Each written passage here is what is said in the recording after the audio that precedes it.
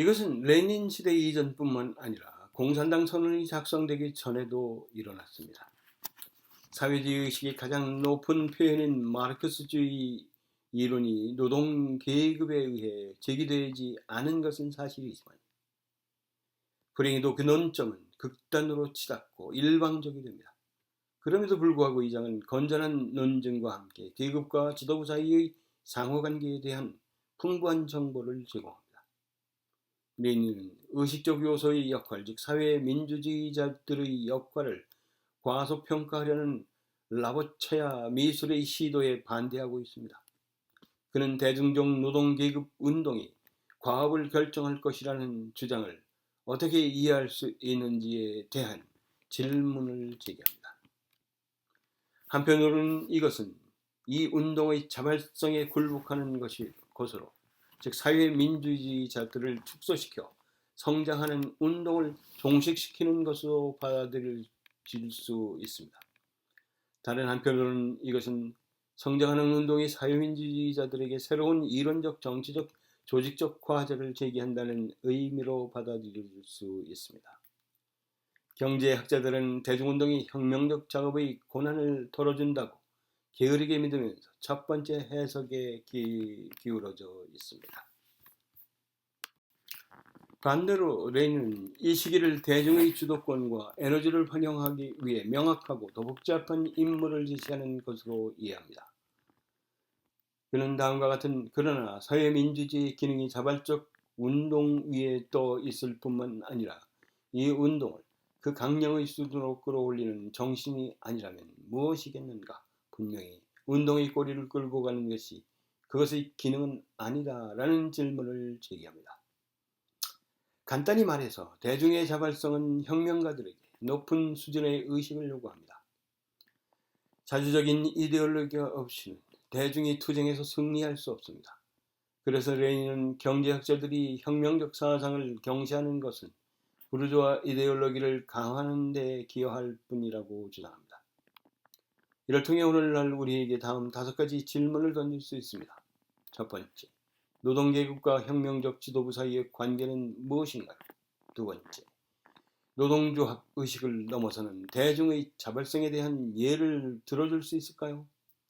세 번째, 노동자 투쟁에 개입하지 않고 단순히 관련된 사람들이 자발적인 운동에 맡기는 것이 왜 나쁜 생각인가요?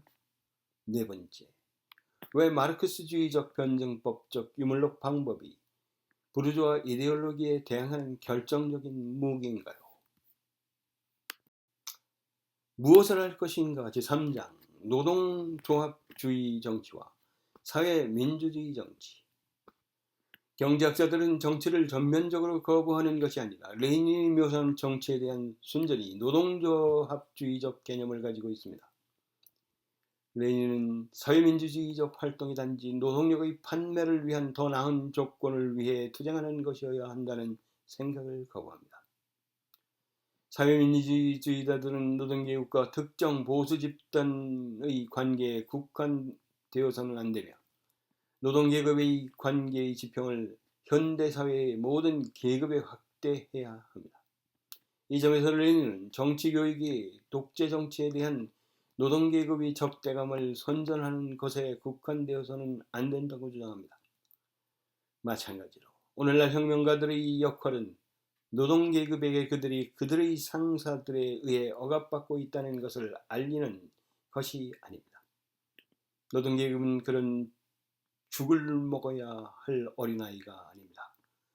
그 대신에 억압의 모든 구체적인 사례들에 대한 선동이 수행되어야 하며 이는 정치의식을 발전시키는 임무를 완수하기 위해서입니다. 이것은 우리가 독재정치의 모든 측면에서 독재정치를 정치적으로 폭로하는 조직을 맡지 않는다면 성취될 수 없습니다. 레닌은 경제투쟁이 정치적 성격을 부여해야 한다는 경제학자들의 주장을 거부합니다. 그는 이것이 혁명가가 아니라 노동조합의 임무라고 다음과 같이 한마디로 말하자면 그것은 개혁을 위한 투쟁을 전체의 부분으로서 자유와 사회주의를 위한 혁명적 투쟁에 종속시킨다고 지적합니다. 대중의 활동과 의식을 고양시키는 것은 그것이 경제적 기초에 대한 정치적 선동에 국한되지 않을 때에만 가능합니다. 이것은 레닌과 경제학자들 사이에 명확한 구분선을 그었습니다.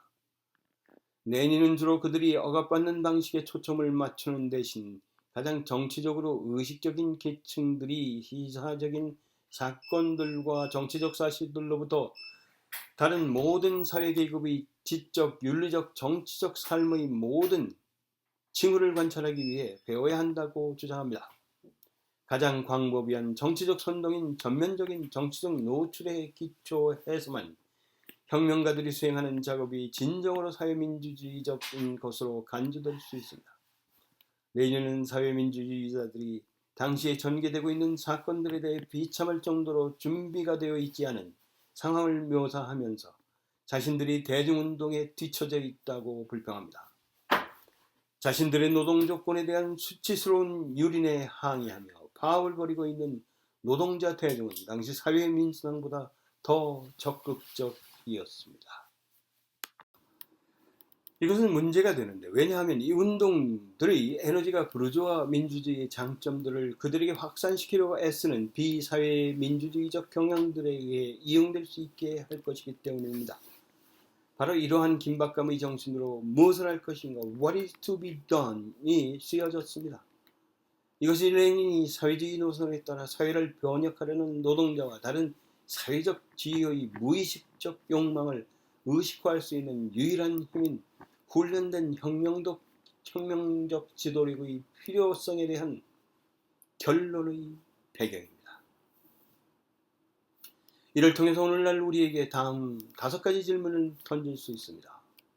첫 번째, 당시 레닌의 논문 통로인 이스크라는 교의 혁명적 삶의 혁명화보다 끊임없이 더 높게 위치시킨다는 비난을 받고 있습니다. 이것이 레닌의 주장과 결론에 대한 공정한 평가인가요? 두 번째, 선전가와 선동가의 차이는 무엇입니까? 혁명가는 둘 다여야 하는가요? 세 번째, 경제투쟁이 대중의 정치운동을 끌어들이는 가장 널리 적용 가능한 수단이라는 개념이 반동적이고 해로운 개념인 이유는 무엇인가요? 네 번째, 경제학자와 테러리스트의 유사점과 차이점은 무엇입니까? 다섯 번째, 혁명가들이 인민의 호민관이 되어야 한다는 레닌의 주장은 노동조합 내부의 활동을 배제하는가요?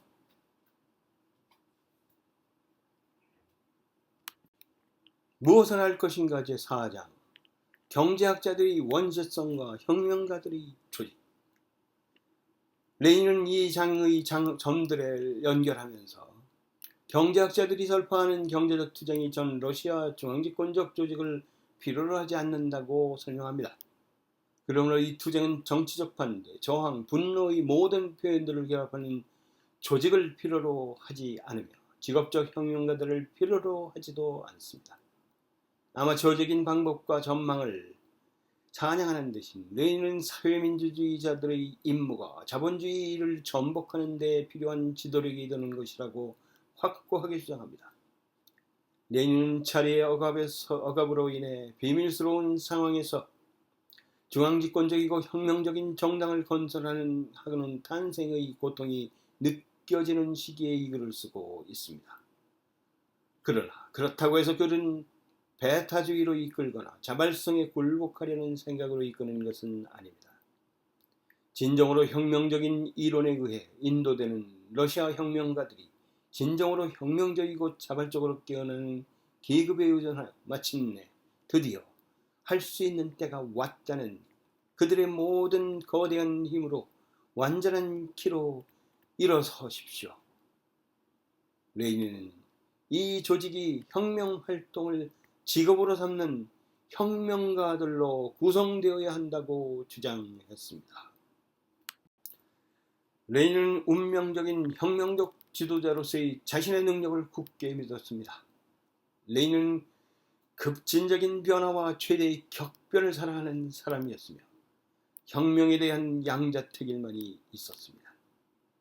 레닌은 절제된 업무에 대한 비범한 능력과 혁명적 대의에 대한 헌신을 강조하면서 많은 카리스마를 보여주었습니다. 레닌은 인격의 힘으로 사람들에게 영향을 미쳤습니다. 레닌의 친구 막심 고리키는 공산주의 혁명가인 레닌은 대머리에 땅딸막한 너무 평범하고 소박한 지도자로 회고했습니다. 레닌은 감성적이었으며 차르 제국을 증오했습니다. 레닌은 마르크스 엥겔스, 체르니세프스키의 초상화를 지니고 다니며 이데올로기적 영웅들에 대한 정서적 애착을 가졌습니다. 그는 자신을 마르크스 엥겔스와 사랑에 빠졌다고 묘사했습니다. 레닌에게 마르크스와 엥겔스의 저술을 거룩한 글이자 종교적 교리와 절대적 진리로 의심해서는 안 되고 믿어야 했습니다. 레닌은 무신론자이자 종교 비판자로 사회주의는 본질적으로 무신론적이라고 믿었습니다. 따라서 그는 기독교 사회주의를 용어상의 모순으로 간주했습니다. 레닌의 저작들은 강철 같은 의지, 자기 노예적인 자기수양, 열심자의 냉철한 결단력과 추진력, 그리고 그의 단일한 목적, 강렬한 인상, 비인격적 접근, 개인의적 희생, 정치적 기민함, 그리고 절대적 진리의 소유에 대한 완전한 확신으로 약한 사람들을 설득하는 능력을 상세히 드러냅니다. 그의 삶은 볼셰비키 운동의 역사가 되었습니다. 레닌은 지난 10년이 이에 대한 증거라고 봅니다. 만약 사회민주당이 지역 출판물에 의존한다면 이러한 출판물들이 경찰에 의해 폐쇄되기가 매우 쉬우며 사업의 전반적인 영속성이 해를 입습니다. 따라서 지역 조직들은 러시아만을 소재로 하는 신문에 힘을 쏟아야 하며 이 운동에 포괄적인 언론 선동을 제공해야 합니다. 이를 통해 오늘날 우리에게 다음 5가지 질문을 던질 수 있습니다. 첫 번째, 오늘날 계령주의자들은 레닌의 입장이 제정 러시아의 조건에만 유효한 것으로 제시함으로써 레닌의 입장의 본질을 부정하는 것이 유행하고 있습니다. 볼셰비키당의 건설은 러시아 예외주의의 사례입니까? 두 번째, 레닌은 그를 비판하는 일부 사람들의 반학생적 편견에 어떻게 대처하는가요? 비원 학생들은 어떻게 자신의 계급적 배경을 극복할 수 있는가요? 세 번째, 레닌은 전문적 혁명가를 어떻게 정의하는가요? 네 번째, 엄격한 비밀주의에 대한 강조는 다가오는 계급투쟁에서 우리가 진입할 것으로 기대할 수 있는 단계입니까? 다섯 번째, 마르크스주의자들에게 중앙집권화의 중요성은 무엇입니까? 제5장 전 러시아 정치신문을 위한 계획에서는 어디서부터 시작해야 하는가에 제시된 작업을 확정했습니다. 조직의 형성이 수행될 수 있도록 조직에 대한 명확한 계획을 정교화했습니다. 블라드미르 일리치 레닌의 무엇을 할 것인가, What is to be done 에서 살펴본 바와 같이 노동계급에게 마르크스주의를 교육하기 위해 레닌은 마르크스주의자들이 노동자들 사이에 마르크스주의 정치 사상을 전파하기 위해 의식화된 헌신적인 혁명가들로 구성된 전위대 의식화 그룹을 형성해야 한다는 것을 알게 되었습니다. 이 의식화 그룹의 필요성은 일제강점 하에서 독립운동을 하던 우리의 선조들과 군세독재 하에서 민주화운동을 하던 우리들에게도 전달되어 조선의 독립과 한국의 민주화에 기여하여 현재의 선진화된 대한민국을 만든 기초가 되었음을 알 수 있습니다.